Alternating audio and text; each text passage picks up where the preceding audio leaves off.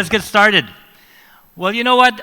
Today we're here to talk about this very, very dynamic industry that we're in, fast-moving. And in fact, speaking of fast-moving, here's the very fast-moving Amar right here of ChocoZen. By the way, Amar made a great move for us today because he is actually sick, but he wasn't feeling well, but he took enough boosters to fly a rocket, so I think... but it's nothing contagious, so you don't have to worry. And so we're very happy to have you on board. So going back, we're talking about a very fast-moving industry, and it's really, I mean, the first F in FMCG is all about fast. And we're always faced with constant changes, and anything from price volatility to really facing supply chain issues to socioeconomic challenges, all the way to changing consumer preferences. So the good thing is that we have a fantastic panel of experts right here, representing retail, representing brands, representing technology, who can then tell us what's the best way to really navigate through this very tricky industry. So let's start with Amar. He arrived last, but we'll start with him.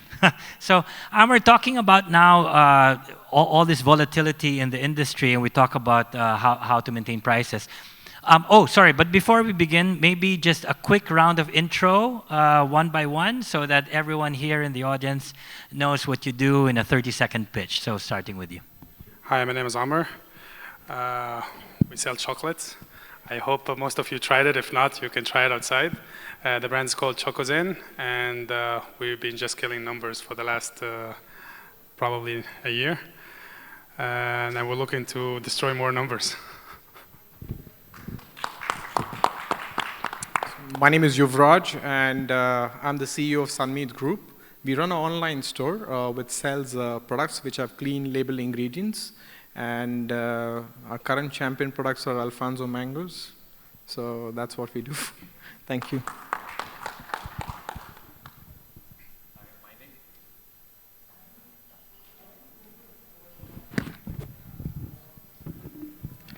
Hi, my name is Rupam, and I'm the co-founder and CEO of WaysAhead Global, proud AI partners of Forum. And so I'm here with my data and analytics solutions, all AI solutions. You can walk to our booth as well and see what kind of innovation we are bringing to the new age QSRs and restaurants and supermarkets as well. And I'm here to learn and share both, learnings, whatever we can get from this forum. Thank you. Very good afternoon. I lead technology function for Mair Group, which is a strategic investment group based out of Abu Dhabi, with interests in retail, real estate, and other part of our portfolio companies. I'm very honored and happy to be here with Lito, Rupam, and all of you. I tried your product. You didn't speak about your mango chutney, which is and I believe there are some cookies as well. Very nice product. Theirs is one of the products which is non-palm oil, which I quite liked. Thank you very much for introducing this. So I'm very happy to be here. Thank you. That's a great endorsement, by the way, Vishal. So maybe then we'll see some of Yuvraj's products in some of your stores as well. Free marketing, yeah? Free marketing. So over to you, Teimur. Hi, everyone. I'm Teimur Bagirov. I'm leading the full launch and expansion of Roots, being the food brand and grocery convenience chain. So we decided to disrupt the market here and look at the customer behavior in terms of healthy and wellness-oriented nutrition in a different way.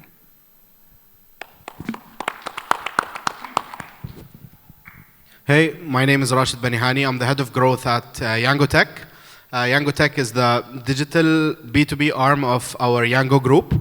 So any innovative solutions in retail, grocery, starting from building the e-commerce infrastructure, not just the apps and the websites, the picking, the WMS, the courier, last mile solutions as well, along with the innovative new age solution, as you were saying, stuff like AI inventory, autonomous robots that deliver your food, self-driving, of course, they're live roaming around in Expo, Shoba, etc.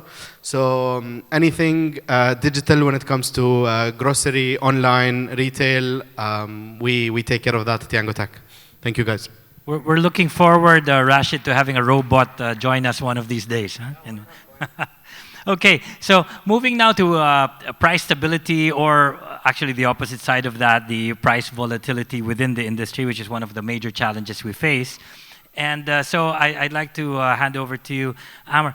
When the Dubai chocolate went viral, and you guys are really leading the industry there with ChocoZen, there was this widely reported news that there's now a shortage in some ingredients globally. How are you able to manage that from the manufacturer point of view and still manage to maintain your quality and your price positioning?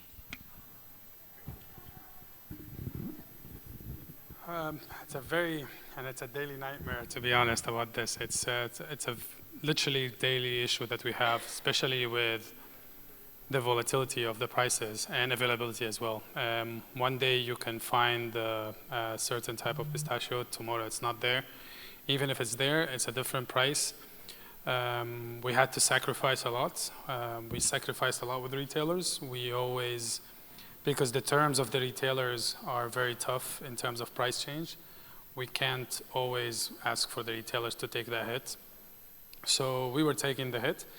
At the same time, the retailers were supporting us. So part of the success comes from the retailers that actually believed in this. Because it was something that nobody really believed at the beginning. Why would someone buy chocolate for 40, 50 dirhams from the shelf? People thought you can find this in more gourmet stores. Once this was proven, we believe that we need to maintain a fair price in the retail, not change it. Keep the quality high. This was our motto for the whole journey.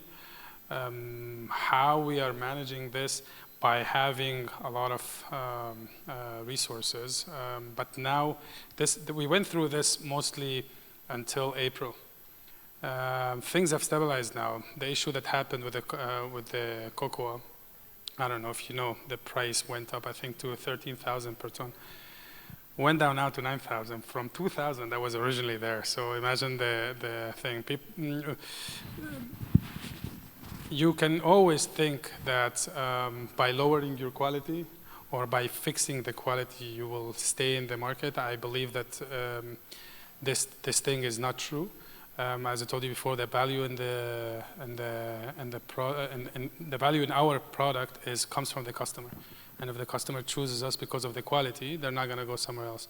And we have tried this so many times. We would go into a retailer where there's another competitor, and we beat it because people will just come back to buy the same product.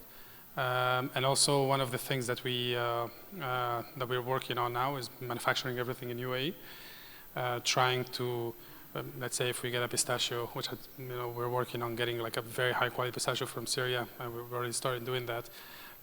But the process of creating the paste and all that should happen here. That will reduce the cost. That will help you to manage costs. That will help to make these things more sustainable, and it will help you to export.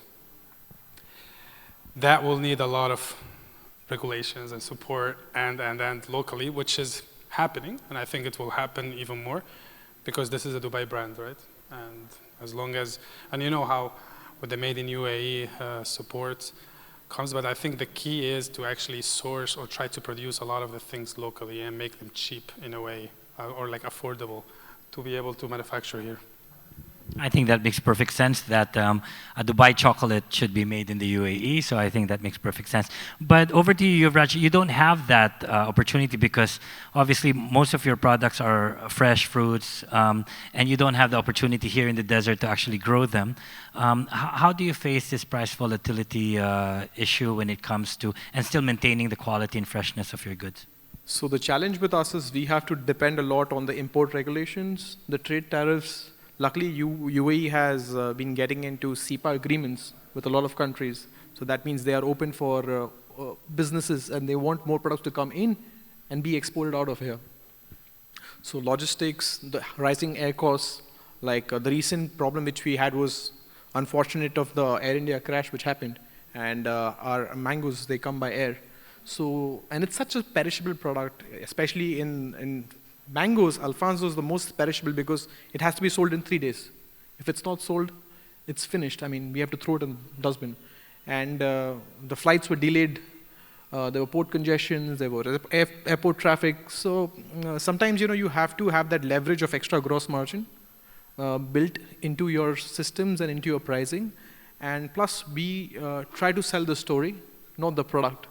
So that helps us in not making the product as a commodity. So that's what we try. And elevating that to a story rather than a commodity really works. I'll jump over to Teimur because you also are bringing in a lot of products. I think most of your products right now are imported, not 70%. No, we have only 30% imported products, 70% we source locally. So we spent 9 months of building the concept here. And goal for us is to make the healthy nutrition affordable for everyone in the UAE. So that's why we decided to focus on the local production. Of course, there are some challenges that we are trying to overcome on the daily basis, but I think everyone who is in the retail here in the country knows this. So we support our suppliers with working with them together. We are helping them to develop the recipes that we call the clean label. So with no artificial colorings, no preservatives. Team of our food technologists is working hand in hand together with the suppliers and the producers here. And we also help them to work in a different way a bit, let's say, in this specific region, because we all have the main goal to serve our customers and the demand that they have and their preferences. So before UAE was quite a, let's say, retailers-driven market. Now it's becoming more and more consumer-driven. So goal for all of us is to hear what the customer wants and make it happen. Absolutely, it's all about the customer. But of course, one way to manage this price volatility is to kind of ride the wave of up and down, right? And a big topic that's always been in discussion is this concept of dynamic pricing or agile pricing. Vishal, you think the industry is ready for this, particularly in your case where you have all the scale and so many stores? See, dynamic pricing, promos is being talked about in market for what I know is more than for 14, 15 years. If you look around, there are multiple solutions that came up based on machine learning, and now the same products are now sold as AI. But if you see, ultimately, everything boils down to how efficient you are with your product range and what is the velocity in the product. So if you're tracking that, you can be profitable. We are in business to make money. So if you look at, as a case study of Zepto, they do $1 billion business, and they keep the inventory of just 45 million. Okay, so their inventory carrying cost at any point in time for $1 billion business is 45 million. So 22 times in a year they move their inventory, which is a very high turnaround time. Okay, so a lot of people get amazed at how Zepto is able to do. These are 22-year-old, 24-year-old people. The founders are very young, and how they are able to crack it, wherein a lot of people who've spent so many years in industry, they are not able to do it. Everything boils down to smart SKU mapping to a particular trade zone and the market, and the what orders are coming from which area. And if you see, they have more than 300 or more dark stores. So they're very super efficient. So the question is more about dynamic pricing, but I see this problem more from why do you need to do a dynamic pricing? Basically, you need to appeal to the customers and stay relevant in terms of pricing to the versus the competition, right? And you want to liquidate your inventory faster, and you want to bring that speed. That's why you need to have a dynamic pricing, right? So it's a very good concept. Yield management theorists talk a lot about it. But in practicality, if you see, people who are very focused on what is selling where and how much we need to keep, that determines the efficiency, and that determines how much profitability you bring to table. That's my take on this. I think I agree to Vishal's point. I'm not from this industry of retail. I come from a background of logistics and international trading. So sometimes the out-of-the-box thinking helps, because some of the brick and mortar stores here are so structured and such heavy investments that when there's a disruption which is happening in the industry, it's very difficult for them to turn around.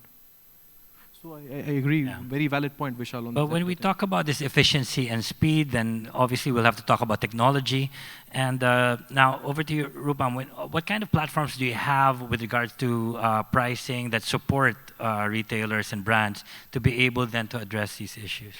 So if you see, all of them are talking underlying one thing which is common, which is data.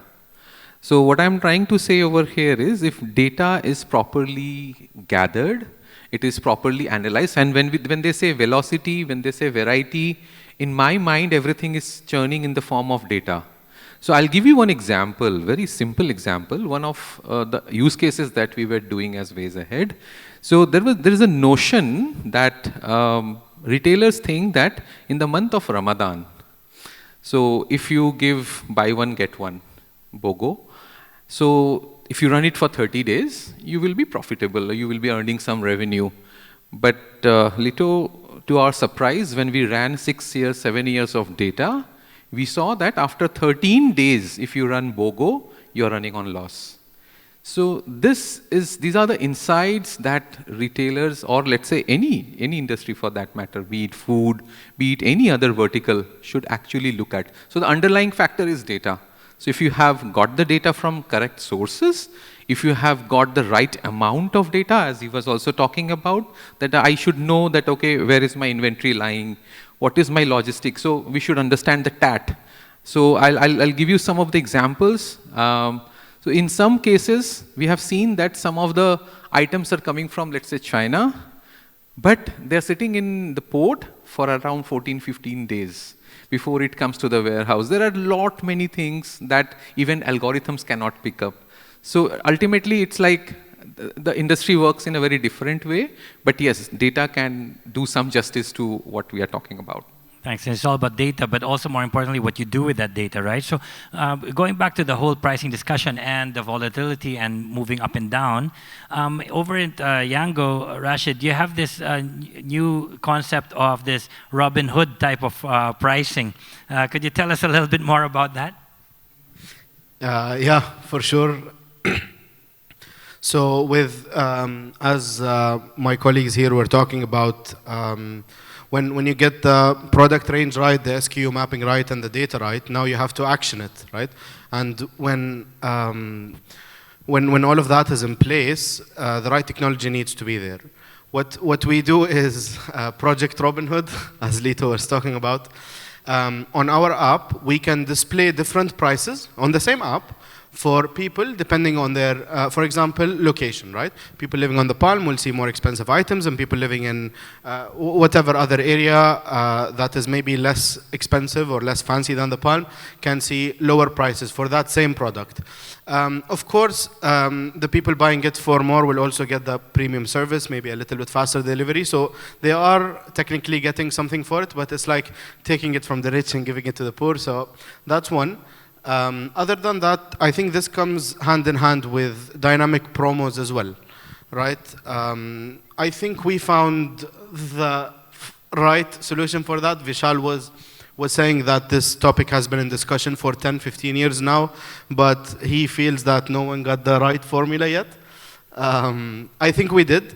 Out of the $2.5 billion of GMV that runs yearly through our platform, 30% of that is purely dynamic promos through AI and ML recommendations. That is a massive contribution to the GMV, right? This algorithm basically studies your patterns as a user of the app, not just, okay, you've purchased this previously, please buy it again, this is a recommendation. No, it looks at the patterns, it looks at the basket size, it looks at the even location, ethnicity, etc., etc. And the more you use the app, the better it gets. Of course, that's the whole idea of the machine learning.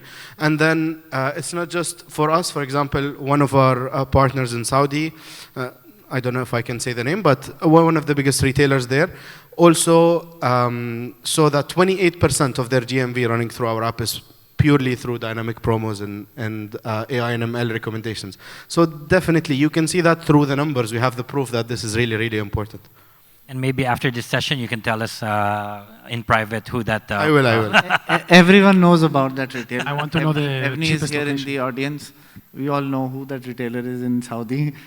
It's a great use case, by the way, because the outcome of that, what I got to know from a friend of mine is that they had a very typical to any retailer. You have a very long tail of your catalog. We were talking about a retailer having more than 450,000 article master. So I asked this guy, do you have enough space to keep all of them? so where do you keep all this stuff? But he said, no, it's been created, bought, it's all over the place, but we only assort roughly around 130. To me, that's also very high. Because the retailer that I spoke about early on doing $1 billion with just 45 million, they have a total SKU size of 1,800 odd. That's it. That's all. Wow. Yes. So point is, just to build on that, this retailer that he spoke about running multiple dynamic promo is able to cut down their long tail of article that they are selling. Okay, so they had, I think, 150,000 SKUs or article master. They cut down to, I think, 30,000. He's now worried revealing industry secrets here. No, they cut down. It was cut down by about 65%. 65% of SKU line is being cut down after they saw the data. So it's very important to know what is selling, what is not selling, and all these topics are linked. It's a great case study. But you know We should get Vishal on our payroll, I think. But you know what? I think what's interesting is that's the far end of the scale, talking about 450,000 down to 100,000 or whatever. Whereas we have Yuvraj over here. How many SKUs do you have currently? We try to limit our SKUs because the whole idea for an online store is the customer's journey should be the most minimal. Today, the young generation doesn't have a lot of time shopping. They would rather do other things than order. So we want them one category, one brand. And they can be sure that what comes on our store is well-researched, like how Roots Store does it, a well-researched team makes sure that, what they're claiming is real. So that's what we do. One product, one category, so that you don't spend a lot of time shopping. If you go to a traditional big supermarket here, there are so many brands, half of the time you're wondering which brand to take, then you're confused. Which is the better quality, which price is good, which price is bad. So that's the challenge which we're trying to solve. And I guess in ChocoZen, you make the choice easier because you are the leading brand right now. So I actually agree with him. I believe actually we have performed, the category has performed better in places where we build the sole brand. To other retailers where there was some other competitors that were in the market, the whole category has done much, much better. Why? Because you can control quality. Nowadays, a lot of the customers, I think this price fight in the market, it's driven not by the consumer, it's driven by the retailer. Yeah. In my opinion, the retailers are fighting to bring the consumer to tell them that I have a cheaper product, where in fact, I think we've proven this. The consumer has no problem paying 40 dirham for a chocolate. And it was the toughest part of convincing these retailers that it will sell. No, it will not sell. It will sell because people are looking for something. If they see the value in it, and if they see that it's not going to damage their health, it doesn't have like some weird ingredients. Because we know this. Quality comes with price. I mean, when you go and buy something cheaper, it's not really cheaper. It's just using something that is not really the best for you as a product for your body. So I think if we try to focus more on price, somebody else is going to beat you always. If you try to focus on quality, you always have something to offer to the customer that is not primarily price.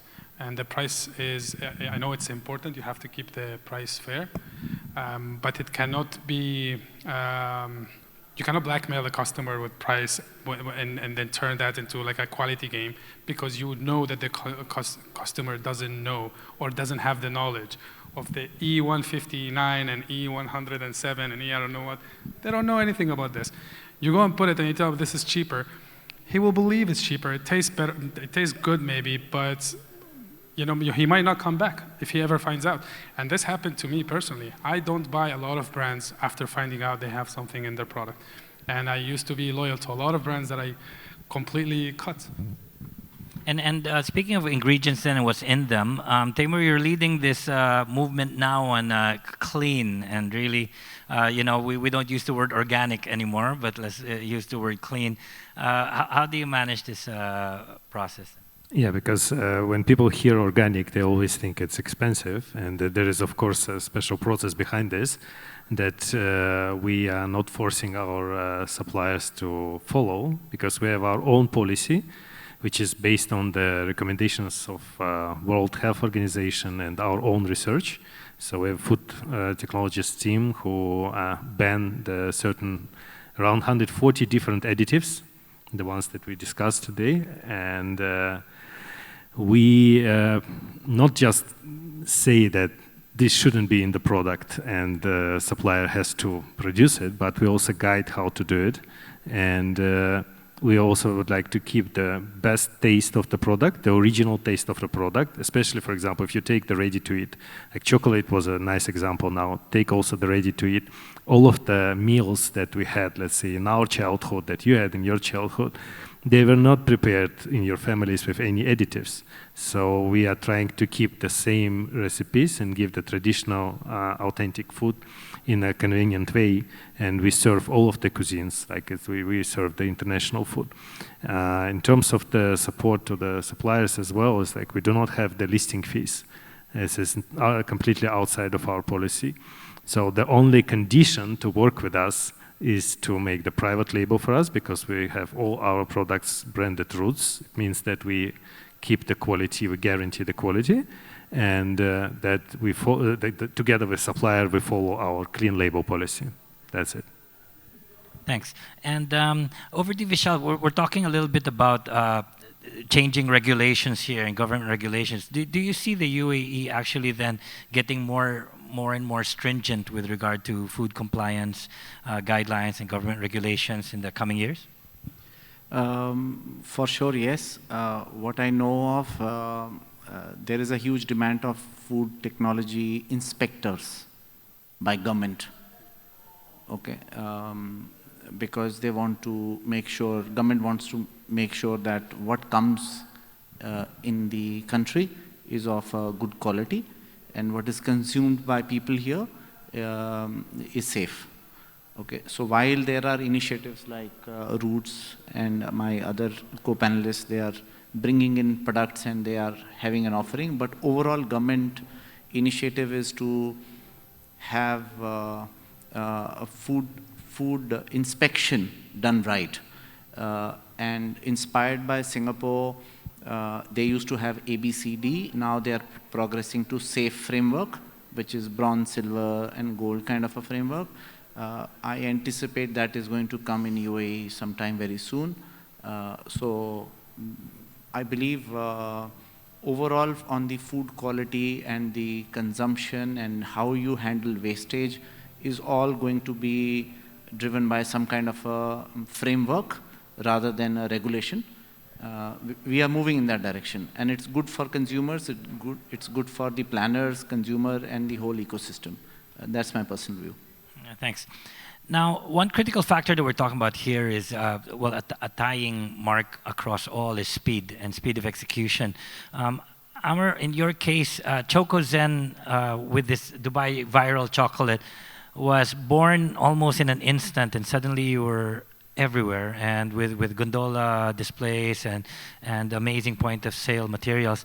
How were you able to really quickly capitalize on this viral trend? I was not able. it was quite a journey. So it was decisions, decisions, decisions, very agile, as you said earlier. We have to always be responsive to market needs. We focused a lot on quality. We had to take risks. So these risks were, what if it doesn't sell?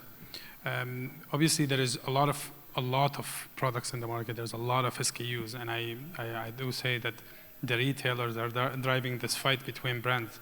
The whole idea was to prove something. Like I told you before, the retailers, now that we have made them reach their targets that they never reached before, it was a challenge to convince them that this could be possible. So since day one, since the start of every flavor that we made, it was all quick decisions. Every time we want to do something, so we put a target, and that target, in some of the multinational companies, they told me that it takes them 1 year. We do it in 24 hours. Literally, we have made decisions where we're like, should we do this or this? And then how long it took it to make this? He probably used ChatGPT.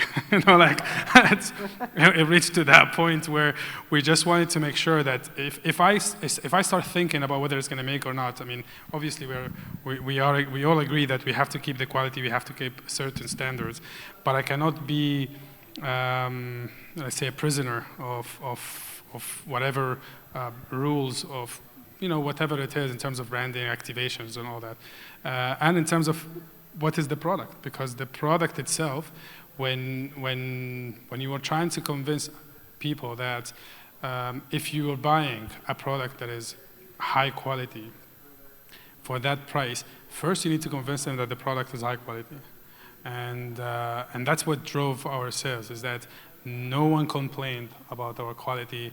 This, as I told you, there are some other brands, there are some good, there are some average, I would say, but we always had this thing that people would come back because they say, okay, I've went and I've tried, this is more expensive, but at least I'm not throwing it in the garbage. The fast decision making was key in all of this. We would literally have a proposal in the morning, decide in the evening. And this is where we are now, and this is where we're keeping this fast pace in the company.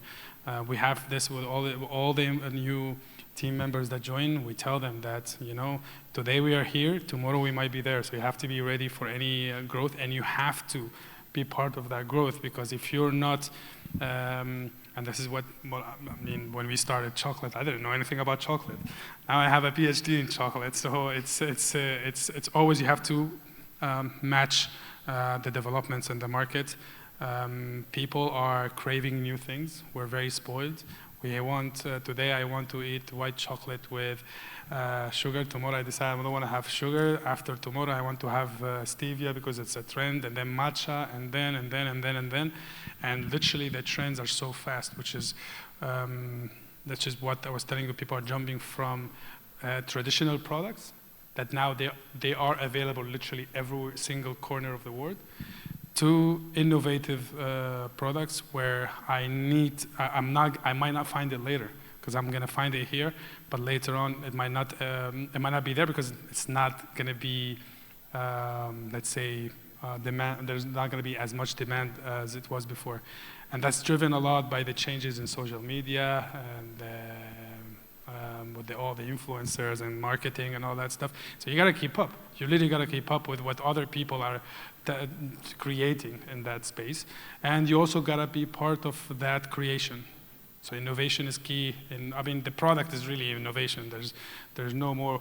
You can say I'm a big chocolate producer, but you don't have an innovative product, so you're not going to sell your chocolate. You know what? If you have a PhD in chocolate, I think I've eaten enough of chocolates that I have a master's degree now. But over to you, Rashid. When we talk about speed of execution and all that, what kind of platforms and technology are you actually offering your customers that allow them to stay ahead of this trend? And the same question goes to Vishal as a CTO. What are you looking for? And also to you, Rupam, as well. In terms of speed, I'm gonna go back to the point he mentioned regarding data, right? In order for you to actually execute something with speed, you need to have the right data in real time, right? Because otherwise, you're still lost. Things are happening, but your visibility is still not there. You're 3 hours behind, or 5 hours behind, or sometimes days behind, right? I've worked with large retailers. You can't imagine, retailers with hundreds of stores who update their stock once a day after the whole shift is finished. To me, in 2025, this is crazy, right? It needs to be in real time. There are multiple solutions, right? It will take a lot of time. I don't want to turn this into a sales pitch. But one of my favorite solutions that we provide in the market that I feel is very, very unique is our AI inventory, right? So we go to your typical offline store, for example, one of their stores, right? Soon, yeah? And we install cameras on the shelves, right? Those cameras will read the whole product, right? It's linked to the technology, of course. It's not just CCTV. And it has your inventory in real time, the shelf inventory, right? So the moment I pick up this item from here, the camera instantly deducts it from the on-shelf availability. It can be available in the back store. It can be available wherever, right? Which your typical ERP will tell you it's still in stock, but actually, is it? No, it's not. It's not on the shelf. And most of the big retailers lose a lot of money because their on-shelf availability is not always on point, and this fixes that, right? Along with planogram compliance, etc., etc. It also syncs with the online app, right? The moment it's not on the shelf, it's also not on your online app, even if you have it in stock. Because when the picker goes to the shelf and he doesn't find the Coke, he's going to call the customer, hey, please, substitution. We all know how hassle, and sometimes customers get annoyed, right? Why is it in stock and then you're calling me and it's not there, right? So this also solves that. Yeah. Yeah, so definitely that's a very good point. So when it comes to data, what we are saying is 3 things primarily: the variety of data, the velocity of the data, and the volume of the data.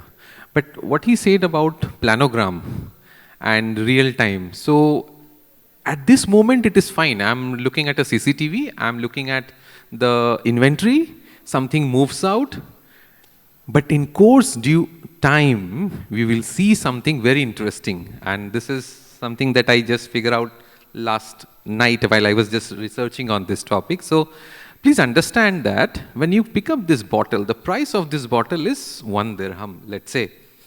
Now the amount of data, planogram, CCTV, backend, GPU, data center, cost, and all those things, if you combine, then that technology might be more costly. Okay, and when I say that, okay, the same CCTV footage can be used for high-end products as well as water, then it goes to, it spreads across. But otherwise, there are other technologies that will evolve very soon, maybe, which can give you similar kind of insights at real time. And yes, real-time insights are very useful. So that's what. So I'll talk non-tech thing first. It's my wish that first of all we need to stop calling category manager. Okay, we need to call them market intelligence department. Like he mentioned, as a startup, he moved within 24 hours. They had a product turnaround. Why it is so difficult to replicate the same thing in large corporates or large retailers? Because we have told them that you are a category manager of A or B. When I worked in Adidas, I used to have, oh, I am a category manager of running department. I am a category manager of fashion. I said, but you are not fashion, you are lifestyle. Yeah, I also take care of lifestyle. But I said, how much social media do you consume to see the trends and all of that? No, I don't consume so much. It's the global range that I get, and I then see, and then I look at that and bring it to market. I said, but where is the new product development? That's not my job. Okay. So over a period of time in working with different categories, I realized that startups are, like he mentioned, how their product is being shaped up. And there is a large wave of anti-palm oil thing that is going on in cookies. And a lot of people like me, we are influenced by a social influencer by name Food Farmer. He's got billions of views on social media, and he talks about all the products where you have all these additives and all kind of products. And when you come to UAE from another country who are followers of this social media thing, and you come to UAE and you pick up any cookie, it is all palm oil. Okay, so what hits hard, and that creates a space of people like startups, and they say, okay, fine, this is where the opportunity is.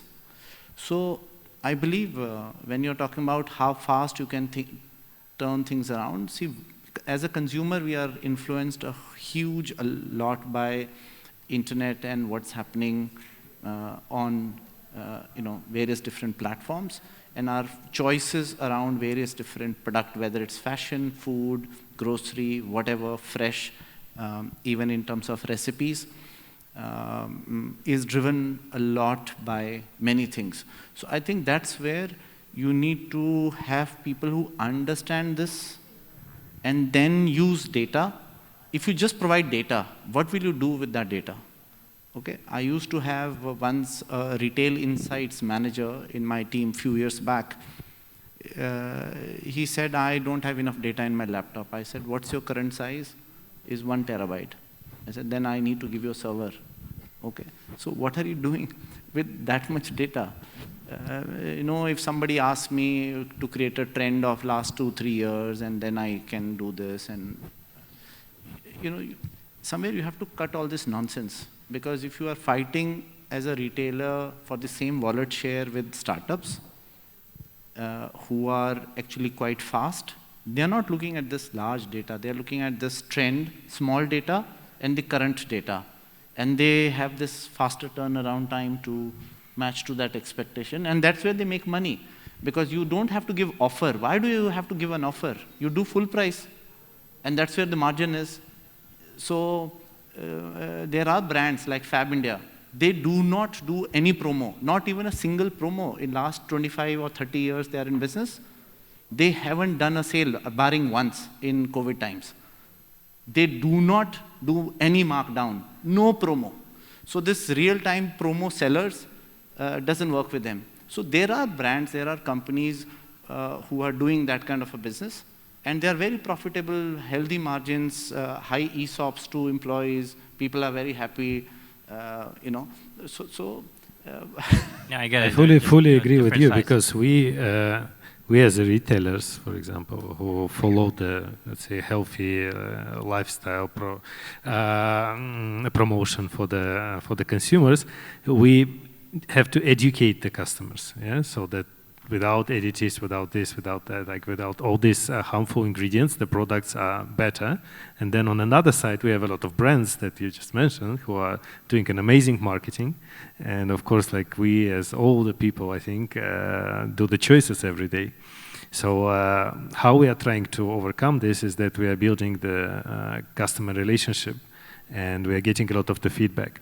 And the concept that we adopted here in the UAE, so it's originally oriented from Russia and the CIS region. So the brand that was working there and still working is 15 years old only. It's not a huge legacy retail.